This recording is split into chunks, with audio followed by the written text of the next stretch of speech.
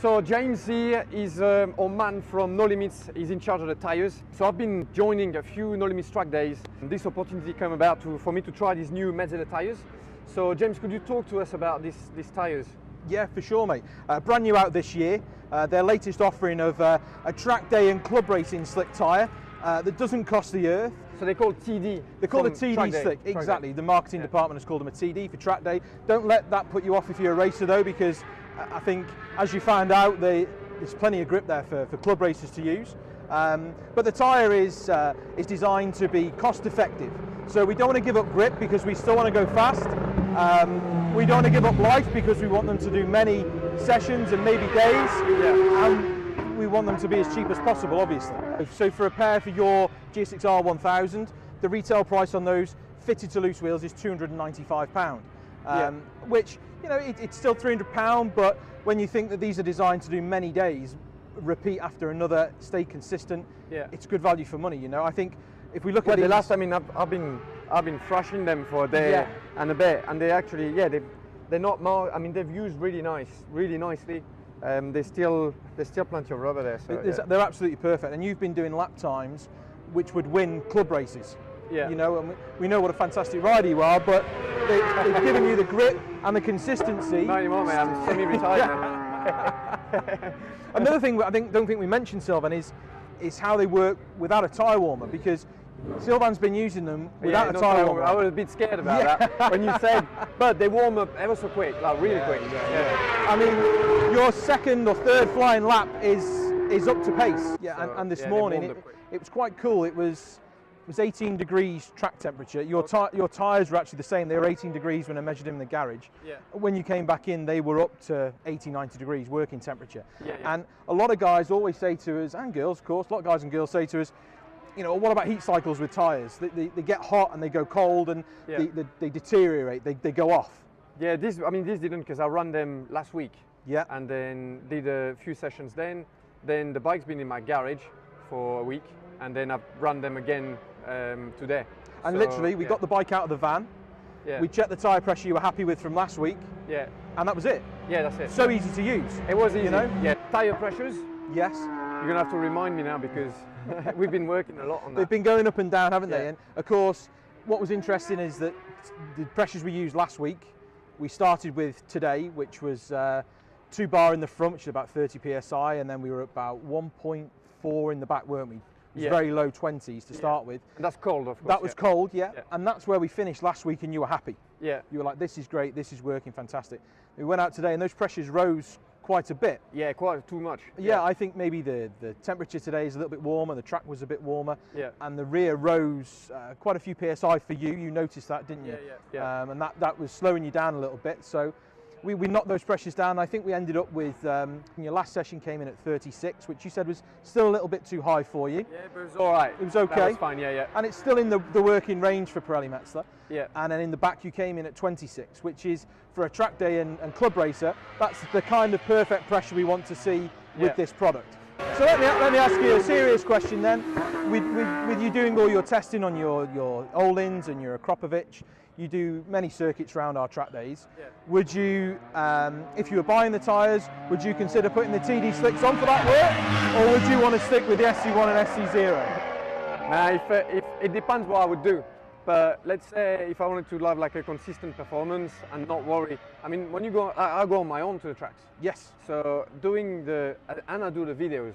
So doing the video, doing the tie warmers, honestly, it's like you can't do it all. And I'm useless at doing any kind of like mechanic stuff. So for me, the easiness of the tires, of those, or the TD ones, it's just easy. I don't have to worry about it. Exactly. And they're warm in like a lap and a half, so I don't lose any time. That's it. That's it. It's one stress for me. It's one less stress. So yeah, if I was doing that, and then if I want to like proper, you know, have a play, and again, like just stick put some grip in there, and just have a bit of a play. That's it. Cool. Does that make sense? Yeah, of course it does. That's exactly what we were thinking you'd say. Yeah. All right. Good one. Thanks for watching, guys, and see you soon. Thank you, James, for all these informations, and see you soon, guys. Back in the man cave after the day on track today. in Donington. So what are those tires like? Are they any good? Well, so today the tires that I ran was the Metzeler TD. The front was a 120 by 70, the standard size, and the rear was the 200 by 55, which is the biggest tire that they do in this model. So what's their best quality? Well, for me, it's very easy to use, and it also, they last a long time. I ran these tires for 6 sessions of 20 minutes, and it was on 2 separate days. So I ran them 3 sessions of 20 minutes, then came back home, left the bike in the garage for a week, and then came out again and ran another 3 sessions. So the endurance of the tires is very good, and I also didn't feel a drop in performance. So the initial grip feeling was not like a race tire, but that performance was carried all the way through the 6 sessions. So I was still able to do the same lap time after 6 sessions. As you can see, the tires still look all right. And you can see on the right side though, there's a bit of rubber missing, which is normal because Donington is a track that turns right mainly, and there's a lot of drives, with spinning. So we're losing a bit more rubber on the right. Now the good thing with this tire, and this is something that I've never really heard before, is that it's reversible. So the rear tire can be swapped around, and so you can extend the tire life a little bit. Now one of the good things with this tire is the way it's easy to use. I run those tires without tire warmers, so that's great because I hate running tire warmers. When you're on your own on a track day, it's really annoying to have to put them on and take them off all the time. I don't know why, I really don't like it. So yeah, no tire warmers with these tires, and they warm up quite quick. I mean, in Donington, just have to be a bit careful in the first right Hollywood and then Craners, the left, be careful there. But really, after 2 laps, they were 100% there.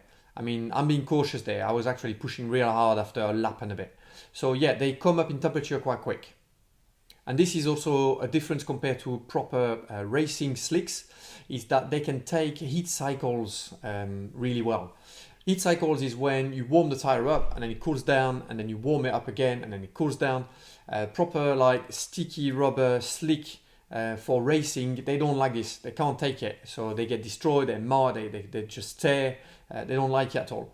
These tires, like I said, I run them 3 sessions. Then put the bike in the garage, roll the bike out, so it's really easy. And then did another 3 sessions.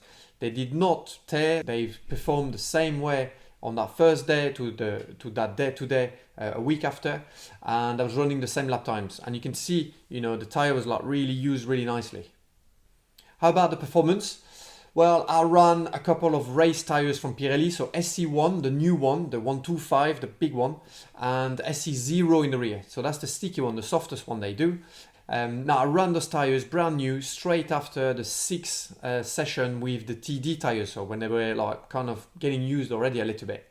And the time difference was 2 seconds. So around Donington, I mean, that's not massive. I was running 34s at the end of 6 sessions with the TDs. And when we put the brand new sticky rubber, I did some 32s, which is a very fast lap time, for a super stock type of bike. This is where my bike is now, except for the standard gearing. And yeah, it means that the TD tire, obviously there is a bit of performance difference, but they can still, hold quite a good pace even after a few sessions. So yes, we had a difference in performance, but we also had a big difference in longevity. This is what my SC0 race tire looked like only after 2 sessions. So the TD tire had a lot more endurance and you would get a lot more track time for your money. Would I use them for racing? Well, I wouldn't. I would use them for track days and for training maybe. And then I think it would be a good idea to, use them so you don't break the piggy bank to start with. And, you learn to ride the bike with a little bit less grip. And then for the race, if you race, or for the qualifying, put some expensive sticky tires and then you'll feel a big difference. You'll feel like, you can get away with everything. So yeah, it could be a good tactic for your racing weekends, and definitely a tire that's worth considering for your track days. That's it. I hope you enjoyed this video. If you've got any questions, just pop them in the comments, and I'll see you soon, guys.